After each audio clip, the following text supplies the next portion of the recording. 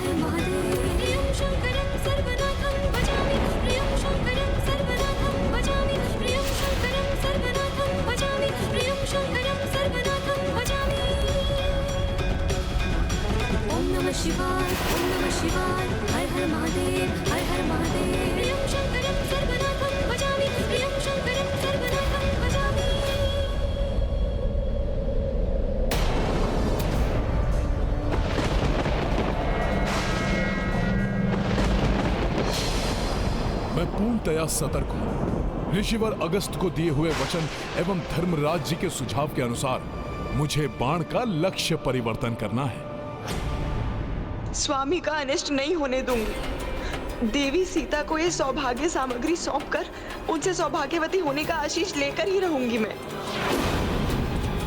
कितने भी कष्ट सहूंगी मैं, परंतु अपने स्वामी के जीवन पर आंच नहीं आने दूंगी।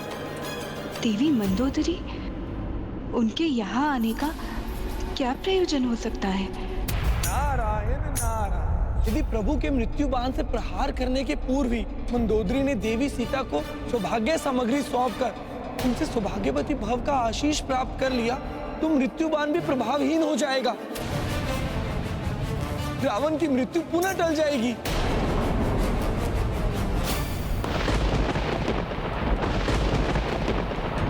ये बाण मेरी मृत्यु के बाण के सदृश कैसे प्रतीत हो रहा है, जिसे कुछ ही समय पूर्व मैं स्वयं अपने राजप्रसाद में देख कर आया हूँ।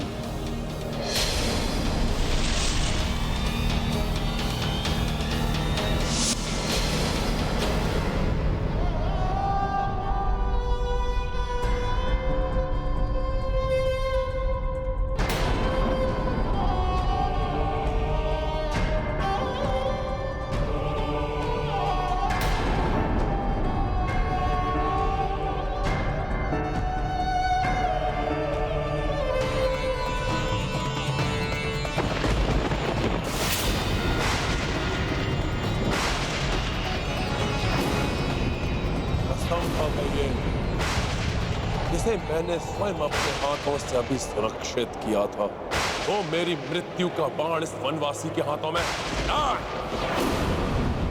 अवश्य ही कोई छल है।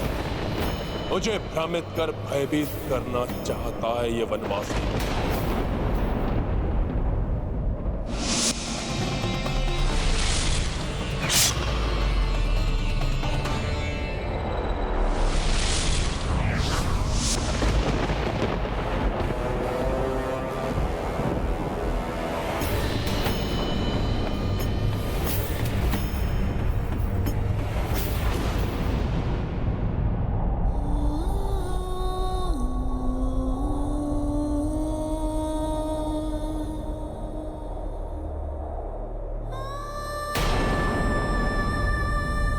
देवी,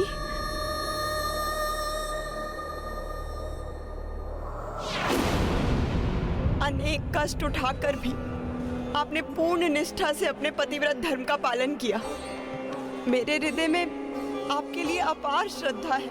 मेरा विश्वास कीजिए देवी, मैंने सदैव स्वामी के प्रत्येक अधर्म का विरोध किया है। देवी मंदोदरी, आपके प्रति मेरे हृदय में कोई द्वेष नहीं।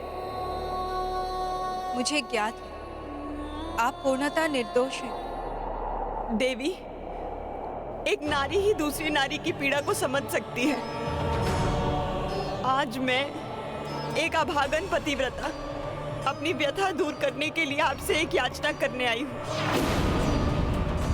सच्चे हृदय से आपको कुछ देने और आपसे कुछ लेने आई हूँ। बस आप ये मत कहिएगा कि मेरी याचना स्वीकार करना आपके लिए असंभव है। रावण हूं मैं, किसी भी छल और किसी भी चाल में नहीं फंसूंगा। इससे पूर्व ये वनवासी कोई चतुराई दिखाए, उसके पूर्व ही मैं अपने सबसे घातक आसुरी अस्त्र का प्रयोग करूंगा।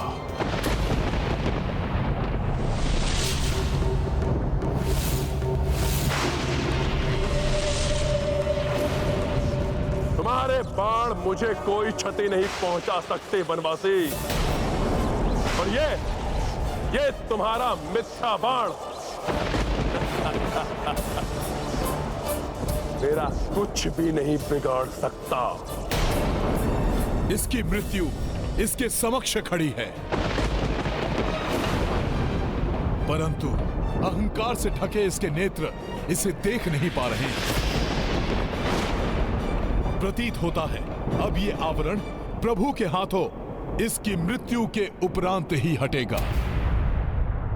देवी, मुझे पूर्ण विश्वास है कि एक सुहागन होने के नाते आप ये सौभाग्य सामग्रियां स्वीकार नहीं करेंगी और रीति अनुसार आपको मुझे सदा सुहागन रहने का आशीष देना ही होगा।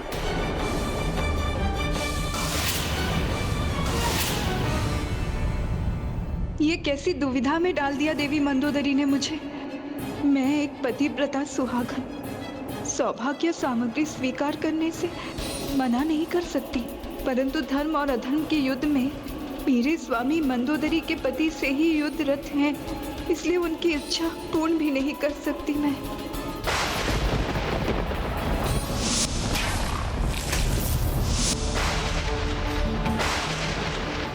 इधर प्रभु के हाथों से ये बाण चलेगा, उधर माता सीता के समस्त कष्टों और दुविधाओं का अंत होगा।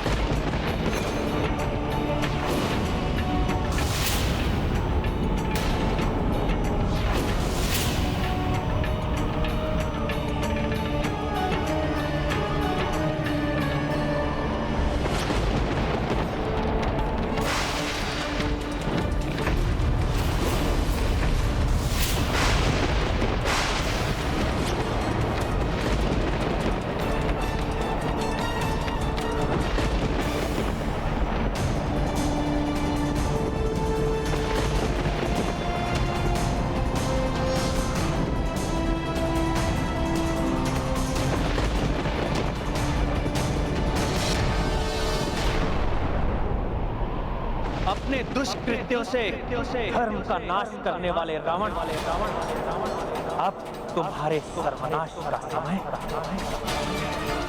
आ गया।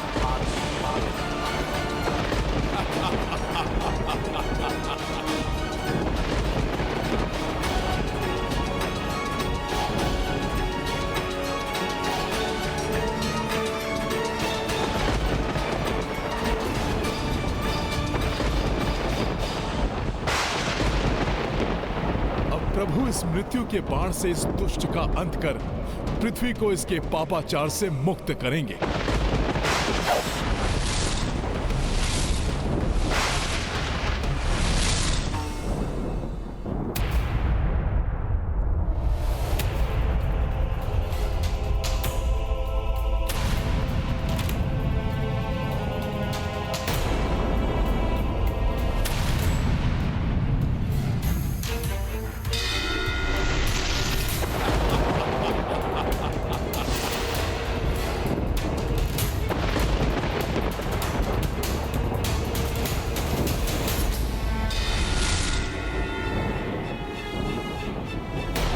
हो गया, मेरे सुहाग की प्रतीक मेरी सिंदूरदानी गिर गई।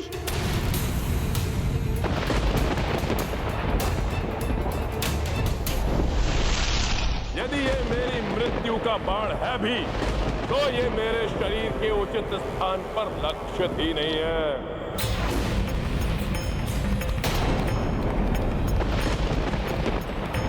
प्रभु राम के बाण की दिशा को परिवर्तित करने का वचन देना होगा तुम्हें मुझे।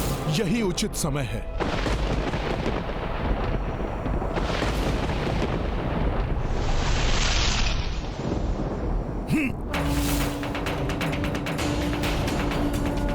नहीं बिखरने दूंगी सिंदूरदानी में संचित सिंदूर को, नहीं मिटने दूंगी अपने सुहाग की निशानी को मैं।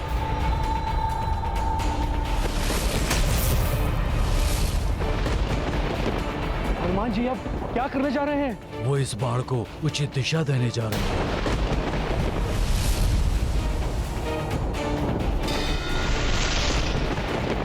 यदि हनुमान ने इस बाण को स्पर्श किया तो वो रावण वध में सौभाग्य बन जाएगी, जिससे प्रभु के एकाकी लड़ने का वचन खंडित हो जाएगा। बिना इसका स्पर्श किए इसके लक्ष्य में परिवर्तन करना होगा मुझे। युद्ध नीति में बंधे रघुराई, नाभि पर ना बाण चलाई। मृत्यु बाण श्री राम ने साधी, अंजनी सुत उड़े बाण के पाछी।